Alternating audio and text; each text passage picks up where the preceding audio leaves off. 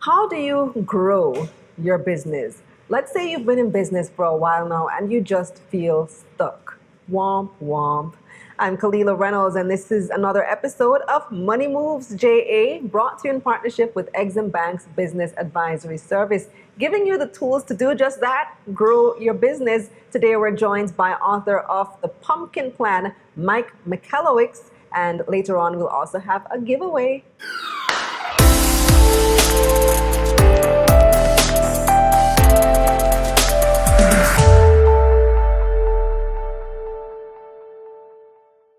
Hi again, Mike. Good to have you back.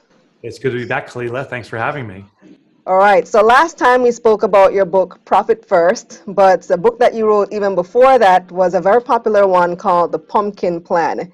Here in Jamaica, we love boiled pumpkin. It's part of many breakfasts. What's this pumpkin plan now? Is it some kind of diet? Well,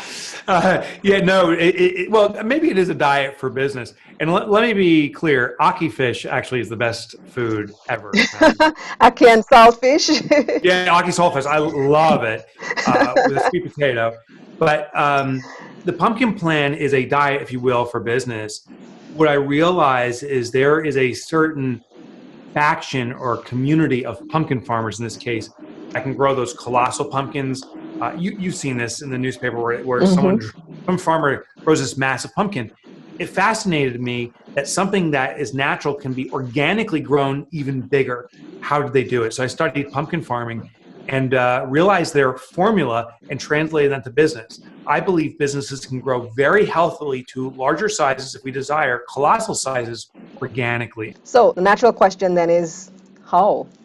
Yeah. So it all starts off with seed selection. If we do the parallel to pumpkin farmers, what colossal pumpkin farmers do is they investigate each seed before they plant it. Traditional farming, you're in a quantity game. You want as many seeds as all over the place to grow as many pumpkins as possible. The colossal farmer, she is very selective of the seed, and they put it under a microscope and investigate it. The seed for business is a blend of a few things. We need to match our uniqueness. Us as the owners of business, what makes us different and unique? Match that to client demand. Does someone want that uniqueness? And then systematize it. Those three elements bring about colossal growth, and it has to start there. It's best shared through an example. Apple computers, and I only use their name because everyone knows Apple. And Apple was started by Steve Jobs, but a lot of people don't know his uniqueness. Steve Jobs, and you got to Google this one later. Steve Jobs had a phobia of buttons. These things on a shirt, they freaked him out. They freaked him out. Really? That's why he always wore a turtleneck. He always wore, because he was afraid of buttons. Well, his fear of buttons, that phobia, when he made his products, I have an Apple iPhone right here, they made him, listen, in the beginning, one button sunken away, but ultimately buttonless. And an Apple mouse has no buttons. They were, as a result, the first company to blend technology with art. He took uniqueness, embedded in technology, and it became artful. Well, then he went after a community, those top clients that wanted that. That was, in the beginning, marketing firms and marketing agencies.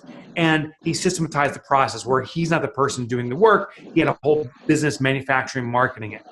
Those are the three elements. So the question for everyone that's listening in right now is, what makes you as a person different? That difference is something that you can embody in your business. There will be a community then that you can serve that to. And then the key is, don't carry the business on your back. We need to assign it out through systems and processes so other people and other things can get the work done. Now you have a business position for explosive growth. So the pumpkin is a metaphor for my business and being able to grow a massive pumpkin, being able to grow a massive business. And you say, identify the seed.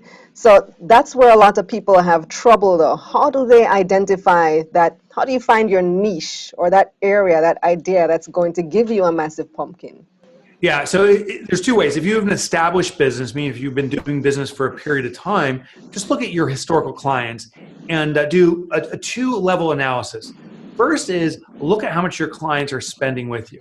And here's the insider tip on this. The more clients spend with you, they're demonstrating through their actions how much they like you. So if a client doesn't like you, they'll stop spending with you. They'll go elsewhere. But if a client keeps on re-upping and coming back, they're demonstrating they see serious value in you. Don't trust words, trust wallets. You also have those clients say, I love you, what you do is amazing, but then they don't pay you on time. Or they say you got to redo the work. Even though you're amazing, do it again and do it yet again.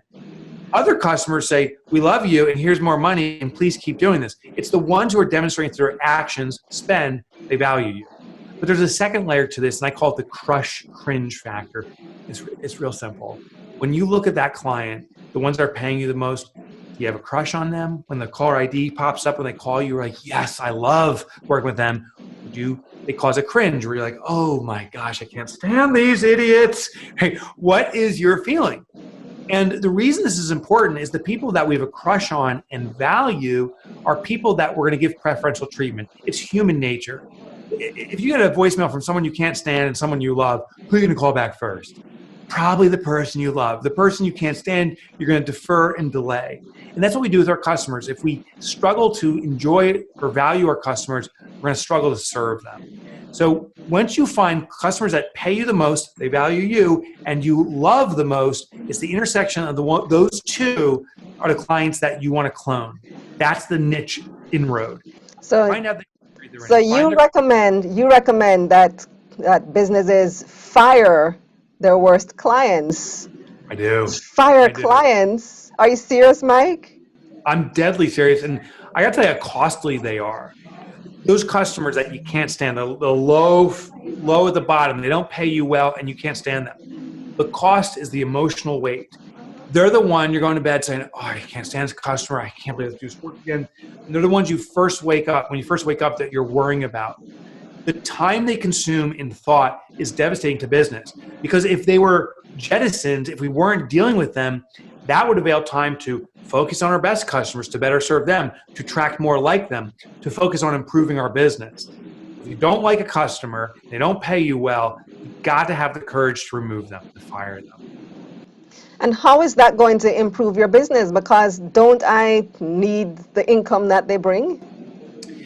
You need the income they bring as long as it's profitable. And what's interesting is there's been many studies conducted that businesses that don't pay you a lot of revenue and consume a lot of time, not only are they not profitable, in many cases they cost us to keep them. Because you got to get the resources to redo that website yet again, or to redo that ad you're doing for them, or whatever the work is. You have to consume the resources. And as a small business, the most valuable resource is your own time. So when you remove them, interestingly, all the costs associated with them, not just the emotional costs, but the actual costs go away too. Sometimes, not all the time, but sometimes by just firing your worst client, you get a profit boost with nothing else. But the real gain is now you have the time to find your best client.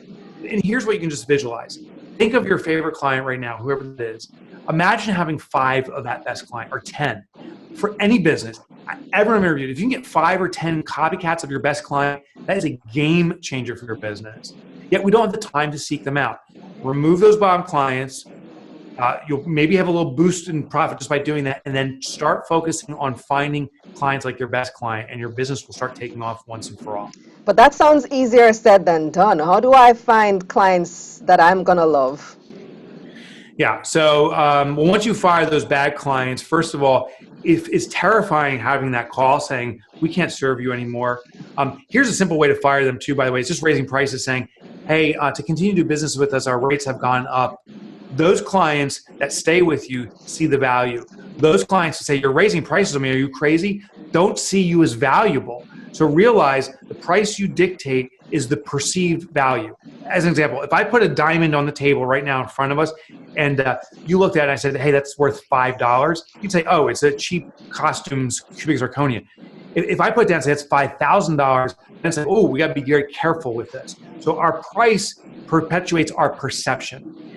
Once you realize that and you get rid of those bad clients, we actually call upon our best clients and ask them, how can we serve you better? Now, this is the key question. How do you serve your best clients better? Because instead of asking your best clients, who else do you know, and refer me, you don't want to do that because you'll dilute your attention to them. Ask them how to serve them better. They will tell you what's most important to them. You respond quickly. Your videos are professional, whatever. That's the thing that you need to improve. Once you're improving your services to them, then say, I want to even serve you better. What other vendors are you working with that I could complement? For example, if I do your videos, who are the people that do your commercials or run your advertisements on social media? Maybe I can talk with them and see, as I produce content for you, that I'm positioning it properly for your Facebook ads or whatever. Your customer will be blown away because you're asking how to serve them even better by collaborating. And here's where the magic happens. That social media company, as an example, they have more than just your one best client. They're serving other clients too. Now you're collaborating with them to serve your mutually shared client. Over time, they will say, wow, we're working together so well here. Let's introduce you to other clients. It naturally happens through what I call the vendor well. All right, so suppose I'm in retail and I don't really have clients per se. I'm selling clothes, I'm selling fashion items, one stuff. How do I implement the system in that type of business? Yeah, so that's a B2C as opposed to a B2B. You Right. then have to build communities, and you simply have to be very observant. Say you have that clothing shop. Well, who's coming in the door? Is it men? Is it women? Is it a certain age? Do they have children? Are they of a religious particular community? Just try to observe. Then notice who your best clients are. Like, is there someone that keeps on coming back regularly? Sit down with them, say, listen, I'd love to learn more about you. We want to make sure we're catering the best we can to you. Can we interview you so we can serve you better? Customers in the B2C are blown away. How often does a customer get interviewed on how they can be served better? Never. So they're like, oh my gosh, I would love to meet with you. Then you ask them for what's called congregation points. That's what I call it. A congregation point is where they gather. So you say, besides coming to our store, where else do you go? Oh, well, we go to the coffee shop down the street. We're part of the pool club down the road. That is the congregation points for where you need to advertise, because there's a saying, birds of a feather flock together. People like them. So people will move in herds or communities. So once you know who your best customers are coming in just by observation, and you start kind of cherry picking them out, ask them where they congregate, and then you start going to those locations and you'll find a herd of them together and market to them. Awesome. And of course, people can find more information by checking out your books, The Pumpkin Plan, Profit First. You have 6 of them now or 5 of them? Yeah, 6 books. I'll give you the shortcut. Well, I'll give you the long cut. Don't do this. You can go to MikeMichalowicz.com. Too hard to spell. You can go to Mike Motorbike, as in the motorcycle, MikeMotorbike.com. It's my nickname in high school. One of my nicknames from high school. The G-rated safe nickname from high school. You can go to MikeMotorbike.com. Information on all my books are there and other stuff for free. Awesome. Thanks again, Mike. Thank you. Here's a recap of how to implement the Pumpkin Plan. Identify what makes your business different. Match that uniqueness to your perfect clients. Develop systems to manage the process. And here are some other recommendations from Mike. Fire your worst clients and clone your best clients. And it's time now for our giveaway question. Who did Mike say that you need to fire in order for your business to grow, and why?